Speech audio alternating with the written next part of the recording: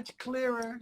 I have to tell you, they have better phone connections in Kenya than in the English countryside. But here we are. That's Well, great. now you know where you need to move next.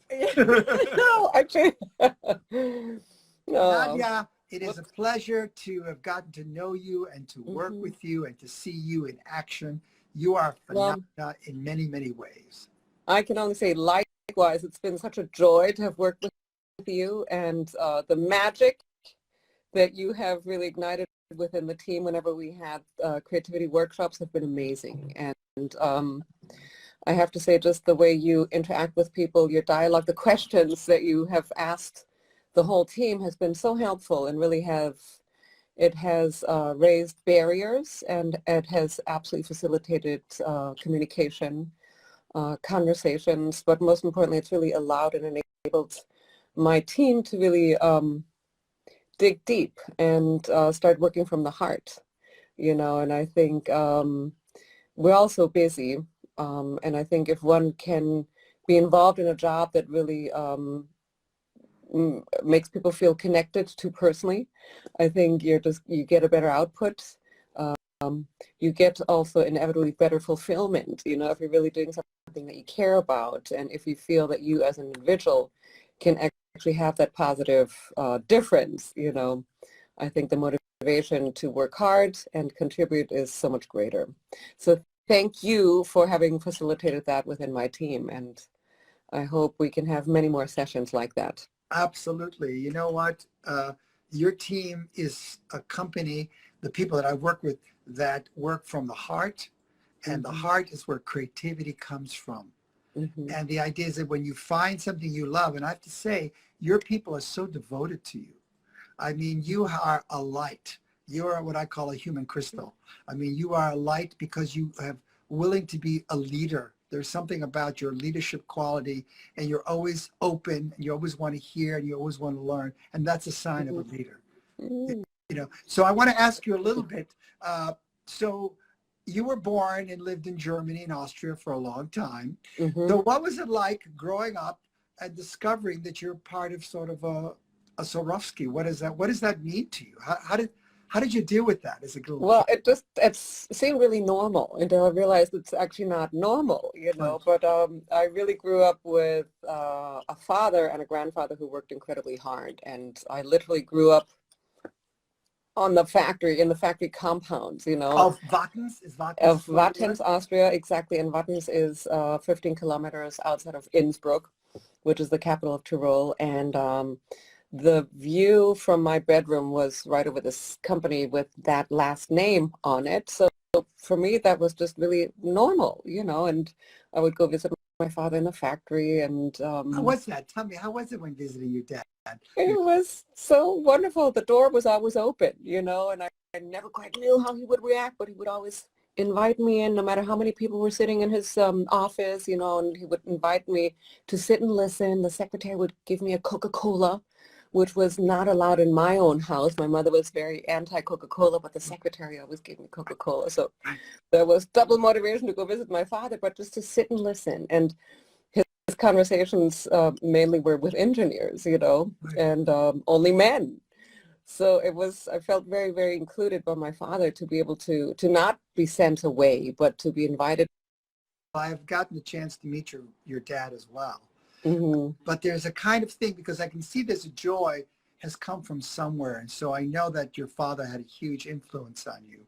Yeah. And so, as you were growing up, did you notice that you were your name was everywhere? I mean, you saw it in Wattens, but what was it like when you went outside the world and said, well, there's a Swarovski there? Did you just become aware of that? Did your friends understand that as well? Was everybody else? Well, I have to say it was actually a challenge to grow up in that little town, because a lot of my friends' parents were employees of Swarovski.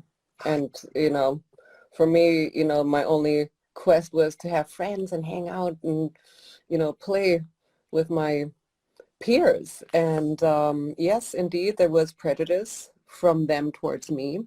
I would think so. As a little girl, you don't quite understand that, because all you want to do is be friends and, right.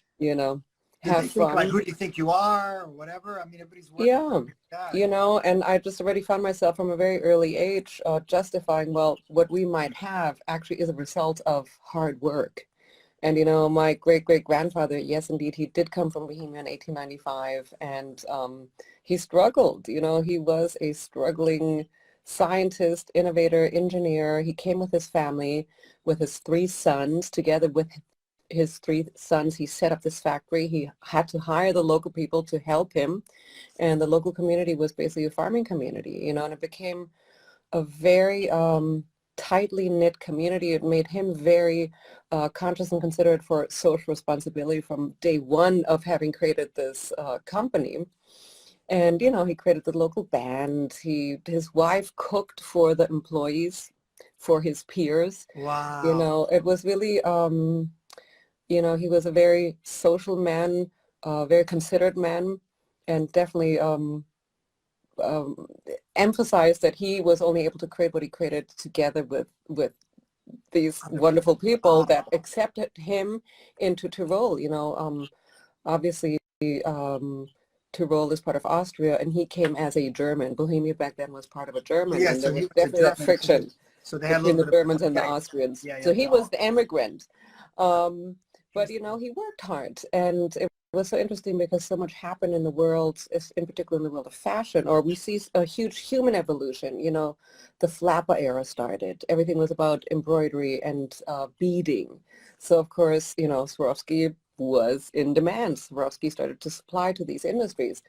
Um, then the Art Deco era happened. Then Hollywood emerged, you know, so many opportunities for self-expression, but also for almost a celebratory expression through that sparkle and through that crystal. And the crystal is really nothing but a lens that captures the light and refracts it. It really brings energy to the scene. And I think Crystal really took off very quickly. So his life changed very much from, you know, being a starving innovator, so to speak, to Right, suddenly of course. really being the world's only supplier of crystal to the worlds of jewelry, fashion, Hollywood. And nonetheless, he always maintained his values, you know, and that hard work. So this is then fast forward what I always justified. You know, this is all existing because of somebody's vision, heartfelt vision, and hard work. So perhaps that's also what has instilled my working ethic, you know. Uh, it is very I don't, fruitful to see. I have to say, I don't know anybody who works harder than you. You are everything. I mean, just that. This is a very strange time for you, I'm sure, because you're having to take some time off because of this situation. But Mm. I've never seen anybody work harder than you, and And put but some passion in your work. It's an yeah, honor to so see I it. guess with so many of us, we don't feel that we're working hard because we're passionate about what we're doing, right? And You as told long me as it's, once. You told me once, when you find something you love, you don't work again, and that was true. You said that that's to me, right. and that's exactly. Yeah. You love it. You found something you love. Mhm. Now, do you have brothers and sisters, or are you the only child? No, I have one older sister who is a gemologist, and she lives in Dallas, Texas. So we don't see each other very much, unfortunately. And Uh-huh. she is not, she used to work in the business, but decided It's it's not for not her. her path. Right, but Hmm. that's your path. You came into. So did you know that you wanted to work with Swarovski already when you were, going to college and all that? Did you want to work with the company? Is that what you thought? No, not at all. Not at all. And actually, there was no expectation for me to work in the business, in particular because I was a female. It Yes. was very, I think at that time period, you know, the world was so much more male dominated, Always. especially in relation to business. Oh, And it especially in was, Austria and Germany. Come on, that doesn't exist. well, Absolutely. thank goodness for my American mother, you know, so I really Yes. didn't feel like I Tell quite me fit about that mold. what did your American mother teach you? Yeah, you know, my American grandfather was in the U.S. Navy. He was a captain in the U.S. Navy. So he, of course, always wanted me to go to Annapolis. Oh, He was a fighter pilot in World War II. He was Top Gun. So, wow. Wow. but no, and I have to say that you know, my American family is so incredibly kind and considerate, and again, also very hardworking, and certainly have had that attitude. You know, the sky's the limit. Just put your work into something and you can achieve anything. So Where I did you really get think, the idea that you can achieve anything? I'm curious about that because I know we've talked about it, but I've never heard you answer that question. Where did you get that feeling that you could do anything? And there's a lot of questions here being asked about you're the first female. What did you think that you could be on a board or even work there and become somebody important that moves and steers no, the ship? How did you come up that's with? so interesting. And I never thought about that. The means to the end was never to be on the board. The means to the end eventually became to be in a position of being able to have impact, positive impact. Right. And actually, no, to answer your question, I never wanted to work for Swarovski. It was not expected of me to even work, quite frankly. But I But went abroad. just to work. I Right. went abroad. I studied abroad. I found myself working What in did New you York. study when you were? I followed my passion. I followed my passion in art history. Yes, my father did want me to study engineering. You know, I come from the engineering side of Swarovski. Yes. And I just really had to get away from home to find myself. And I did that at university. I did that in my studies. And my first jobs were in art history, in arts. I was at Sotheby's. I was at Gagosian Gallery. And then my father kept on calling and saying, come on, come back to Austria. Let's go to Israel. Let's buy some diamond cutting machines. Let's go to the Czech Republic and buy some garnets. And I thought, Dad, that's just so rude. You have to respect the fact that I'm working here on my own accord. But I thought, gosh, it sounds really interesting to go to Israel and buy some diamond cutting machines and go source these gemstones. And so I actually went home. I traveled with him. It was so fascinating, actually, to see what I've seen. But I thought, no, no, no, I can't do this. I have to just experience. I have to find myself yet more. I have to experience myself on my own accord. So I went back to New York, found myself in the fashion industry, and then eventually worked for clients such as Missoni, Trussardi, and Valentino. And these are all European family businesses in fashion. And I thought, well, wait a minute, what am I doing in New York City? I come from a European family business that actually has its roots in fashion, but nobody knows it. And so, again, to answer your previous question, no, Bernard, when I went out, nobody knew about Swarovski. At university, they called me Nadja S because my name was too hard to pronounce. So, and then Nadja everyone S. knew Swarovski for the crystal figurines. And I thought, well, wait a minute. No, no, no. We're also doing these crystal jewelry stones. And this is what my grandfather used to do. He used to work directly with Coco Chanel and Christian Dior, you know, visiting them in Paris. It took him 3 days to drive to Paris from Wattens.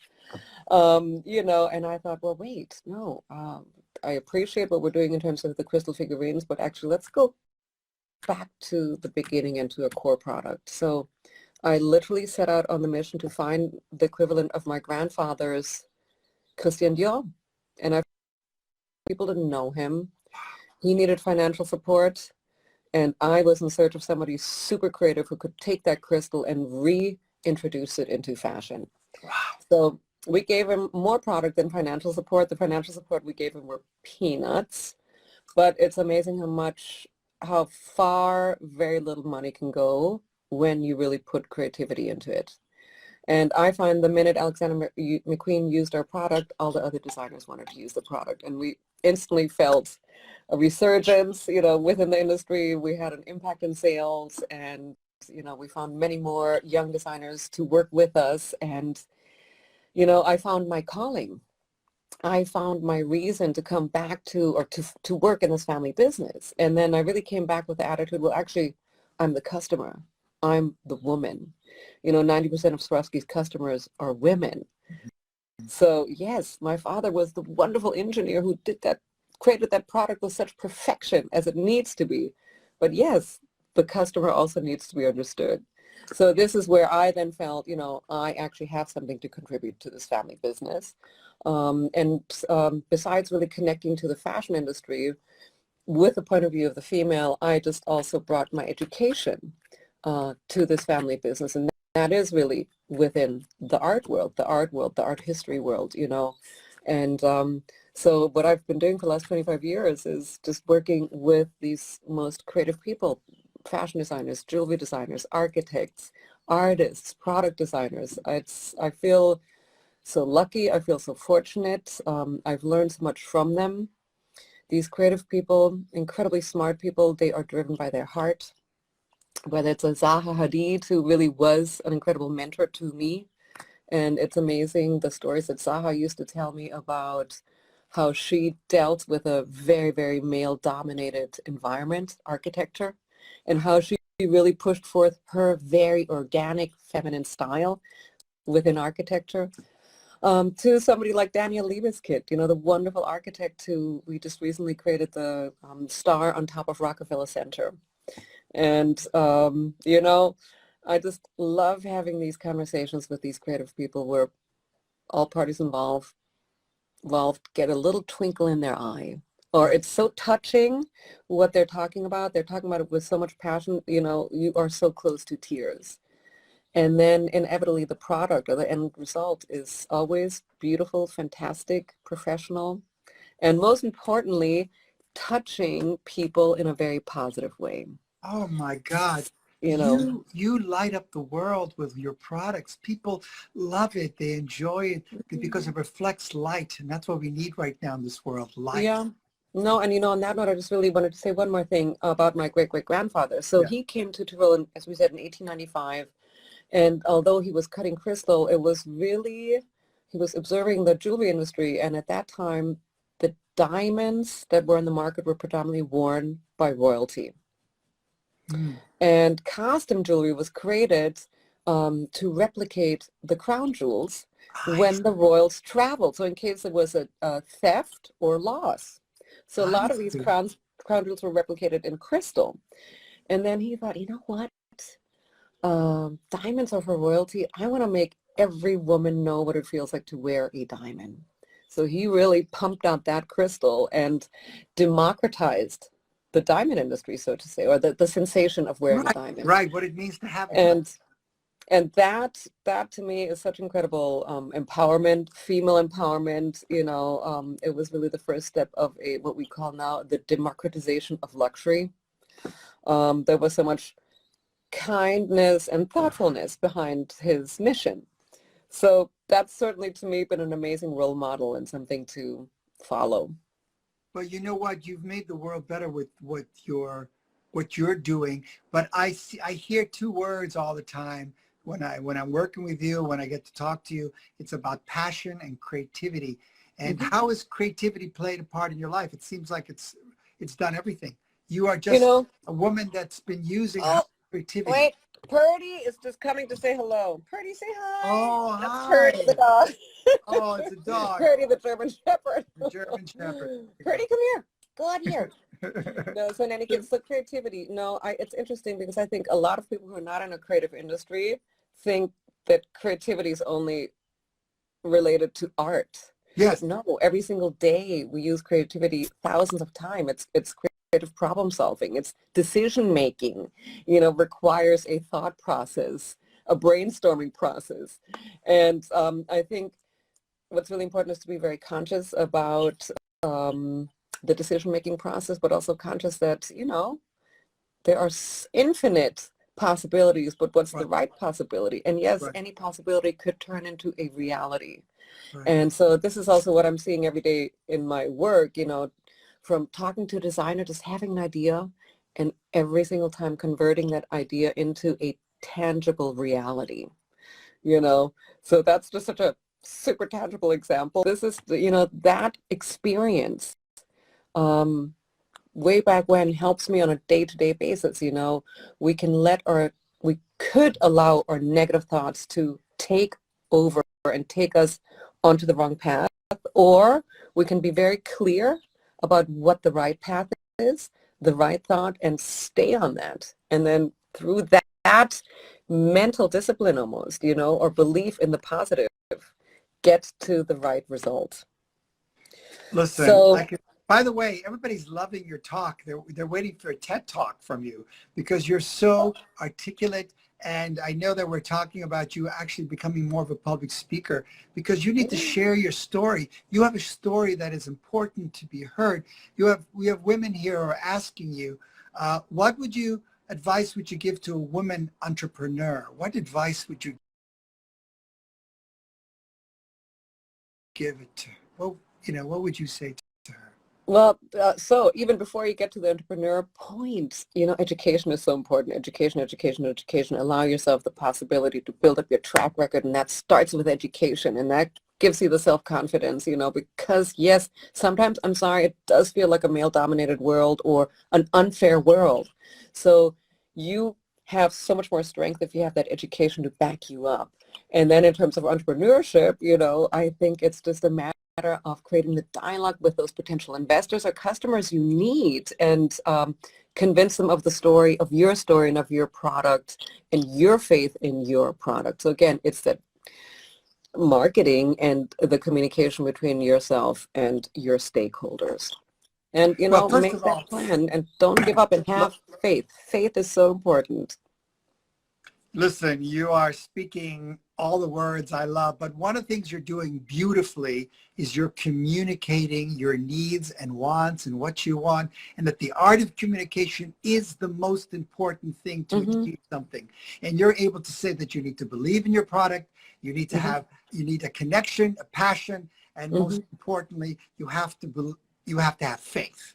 And you're talking a lot about faith, is that you have to believe in what you're doing. Now, one of the things about a great product is that it adds value to the world. That's it. Absolutely. That's another thing I wanted to say. Obviously, it has to be a product that's relevant, and if you have a product that's relevant, it's going to be so much easier to sell the product. We're not just here to make money. No, we're actually here to enhance our customers or people's lives. Right.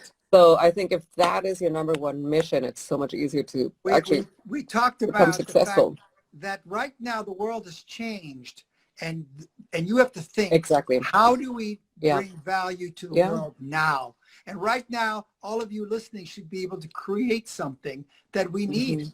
Because right now there's different needs. People are going, hey, now you need this, now you need that. As I was saying, all of a sudden people are calling me and saying, listen, I need to learn how to be on camera. The art of communication is becoming more and more and more important. Yeah, absolutely. And I think, it's so interesting. I definitely see that this time period will evoke a shift in values. I think we will become more down to earth, more grounded. It's just amazing how superficial and materialistic and harmful our environment has become, the way we have produced products. And, personally, I think there is a lot of greed, or there was a lot of greed attached to that. I can only say that now. I can say it with a good conscience, because at Swarovski we've tried very hard to create a product that's very sustainable. And we have certifications from the Responsible Jewelry Council. So we have put a huge effort into sustainable manufacturing in Austria. In terms of manufacturing our crystal, we work very closely with the UN Global Compact. They have 10 principles. It's not a governmental obligation, but they're just 10 principles that we stick to. They're kind of like a beacon of light, a guiding anchor.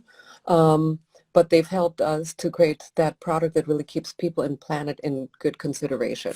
I think the customer will really look for that. Don't you feel in LA now the air is cleaner and the sky is bluer and the birds are louder? If it's not eco-friendly, I think the world, the idea that global warming and all those things that's happening, it's super important. And I think that, and I know how committed you are to sustaining things and making things in a good way, and not living a footprint that destroys the earth. Because for a long time, I felt that certainly the leadership that we have didn't care about the next generation. No, that's right. And you care about it. I mean, you're in a family business. I know there's 5 families. You're in a family business, and it's still a family business. And I know family goes up and down. What's it like working with so many different families? Because I know that you have the art of communication, but it gets complicated too, I'm sure, sometimes. It gets complicated. It's been 5 generations. We come from the same man that came to Austria 5 generations ago. Isn't that crazy? Isn't that beautiful? Isn't that something? Yeah, beautiful? no. We definitely have, we all feel that spark that connects us to him. We feel his values, and I also think of thankfulness. You've all told me that you're very thankful about the fact that this man created something that all of you are benefiting. I mean, isn't that the greatest legacy? No, Is not life. absolutely. And it's such an honor. And, I feel humbled to be able to work in this business and also give my own contribution to make it a better business or more positive business and to provide our customer with a life-enhancing product, It is really I remember humbling. that we have been together and when I did some creativity workshops where we created ideas, different idea products. And Yes. sometimes it's the most important thing, as you said, let's not be realistic because realistic is limiting. Let's be unrealistic. And that's how you Yes. move forward. It's how we And move thank forward. you so much because of that, we have been able to achieve certain things because Yes. we have allowed ourselves to think big. One Yes. Don't be automatically thinks realistic. within a box, Absolutely. but no, and No, especially because the that's what industries you that are. we're You in. are a leader. There's a leadership thing, a quality that you have. I want to know, what's the best piece of advice anybody ever gave you? What makes Nadja run? Well, actually, it's a piece of advice my father gave me, which came from Nadja Swarovski. And in German, it says, stetiger Tropfen hüllt den Stein, which means the continuous drop eventually hollows the stone. So I guess it's the message of resilience, persistence. And another thing he said was, tue recht und scheue nie. Keep on doing the right thing and never hold back. Because so often one finds oneself in adversity despite being right or correct. And again, that goes back to faith and self-belief, not in the arrogant way, but really faith in oneself in doing the right thing. And, it's so important to have that persistence. And that is how we make a difference as individuals, by not giving up. And I have 3 children. I have 2 daughters. And every once in a while, I'm so overwhelmed with the confrontation or situations that I might find myself in. And I can only say, no, I can't give up, because if I give up, I make it worse for my children or the next generation or other citizens of the world. So my contribution to make sure that I'm doing the right thing will inevitably impact other people. And that is the case for every single individual. We have a choice. We have the choice. Do we want to do the right thing or the wrong thing? And the right thing is to stay and fight for something beautiful and justice for the person right behind you. Because like you're very passionate. I know that you care a lot about your family, but you also care about the people working for you. I've seen you have your personal touch, and you have some energy that when you walk in the door, everybody knows you're there because you are so passionate, and passion is what rules the day. And really, I think that's the most important thing. What are you doing right now with your free time? What's some free time? What free time, Bernard? Okay, yes, it's Saturday, and we barely realized it's Saturday. I have to say, the days have been longer than ever. I have been glued to my chair for 12 hours every single day, But I think I have to say it's been a very challenging time, this entire COVID crisis. We don't know what's happening, but I think it's been amazing to be able to connect nonetheless with the teams and with our stakeholders digitally. It's been a grounding situation. I have to say, for me, I feel so lucky because my children are at home. They're usually at boarding school. So it's been just amazing to have every single meal with my children, to have had that interaction with my children. I usually have a 3-hour daily commute. I didn't have that. It's great. That gives me an extra half an hour either on the yoga mat or on my bicycle. It's been, but I'm sure the experience that I have had has been for all of us. We have a little bit more time you're to speaking reflect. for all of us. You also have a very beautiful husband, Rupert. He's always there. The last time I saw you was at the Academy Awards. That's right. Oh my gosh, that seems so long ago. I know. But the curtain at the Academy Awards is a Swarovski crystal curtain, correct? That's right. Every year. Now, you've been actually involved in Hollywood for a long time. The ruby slippers, Dorothy's famous ruby slippers from The Wizard of Oz, isn't that Swarovski crystals as well? That's right. Exactly. As is Audrey Hepburn's tiara and Breakfast at Tiffany. Work with most incredible costume designers, from Sandy Powell, Ariane Phillips, Julian Day, And most recently, who's done the Elton John movie,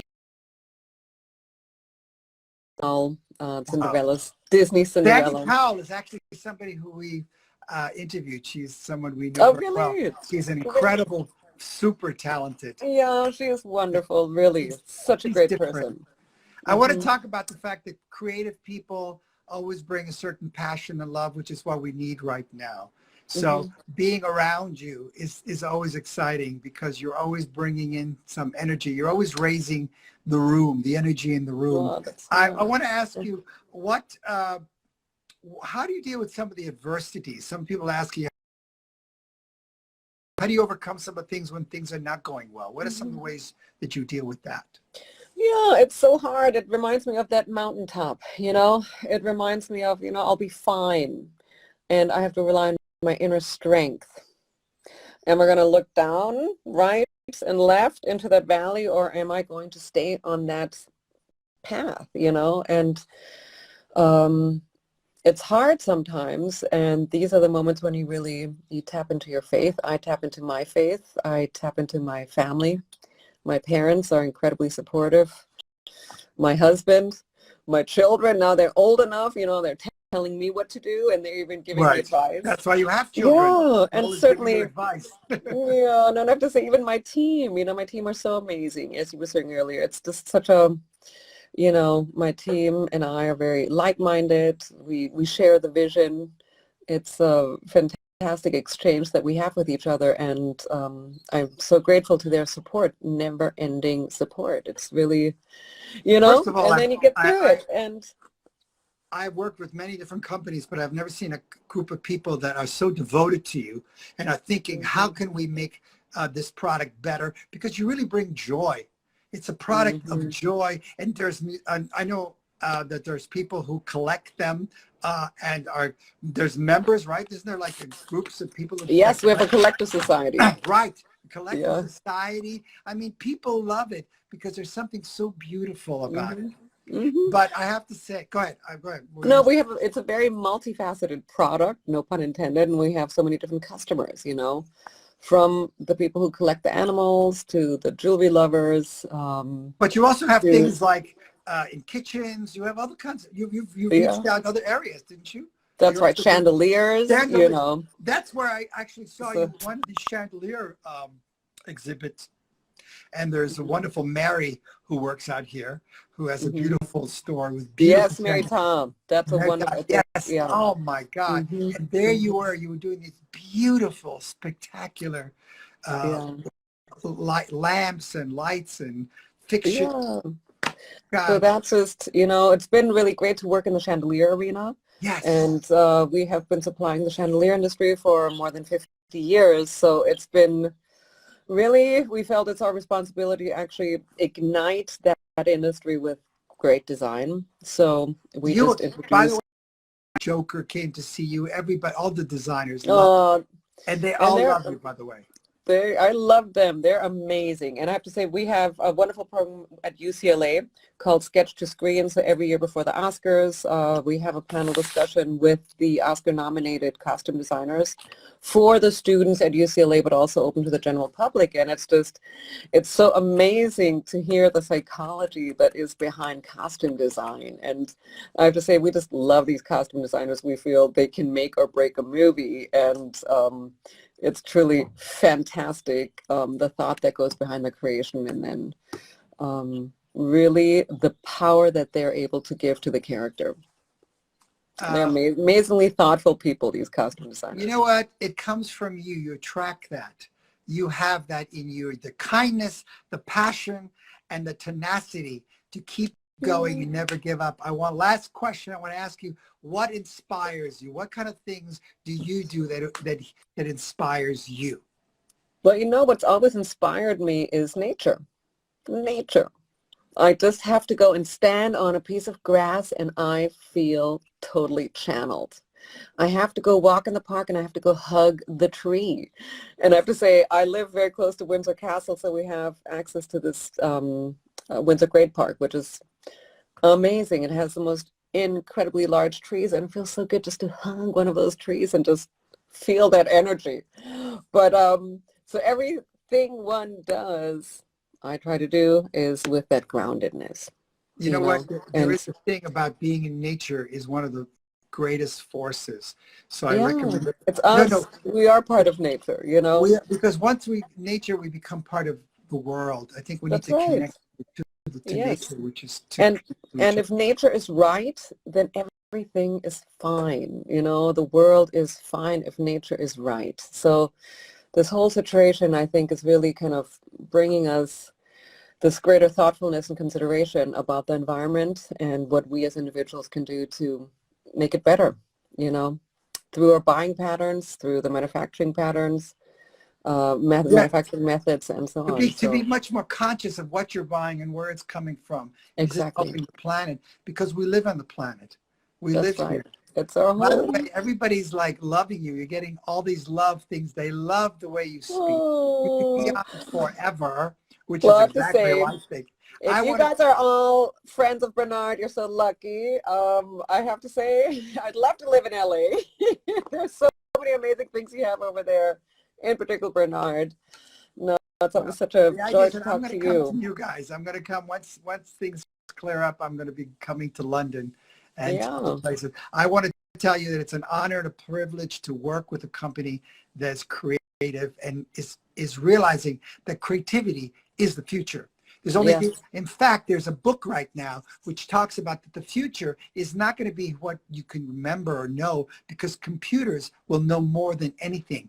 That the only yeah, thing that makes humans different, there's only one thing that makes us special and different that computers cannot do, and that's creativity. Because, absolutely. because and That's that so true. and that's the business you're in. And Yeah, thank you for all the joy, for all your products, yeah. for your passion, for the kindness that you show when I come and work with you, all the beautiful Hmm. things you say and do. And thank you for all your attention. Thank you for Hmm. taking time. Thank you for your beautiful Thank you. family. You're a Thank you. wonderful soul. We thank Oh, you. You're a living crystal for me. I that's thank you. so sweet. I wanted people to share what I know about you. I know you don't do this. You don't Hmm. usually get Yes, on. it's the first time. Well, actually, I did the first thing like that 2 days ago. It's a It's, brand new world. no, but I'm It's so saying, very but exciting. talking I love about it. you, usually you're talking about your Yeah, industry and the business, which people can read about. But the most yeah. important thing to me is celebrating the artist in you. And that's what the series is Hmm. about. I wanted to know Oh, about your fantastic. heart. I wanted to know about your soul. We're going to have more Great. art coming. I thank Super. you. Well, Uh, thank you so much. This was really great. keep Really so much appreciated, and lots of love to you and love everyone to you. here, and Yes. hope And to see you remember, very soon in real. they say to me, keep shining.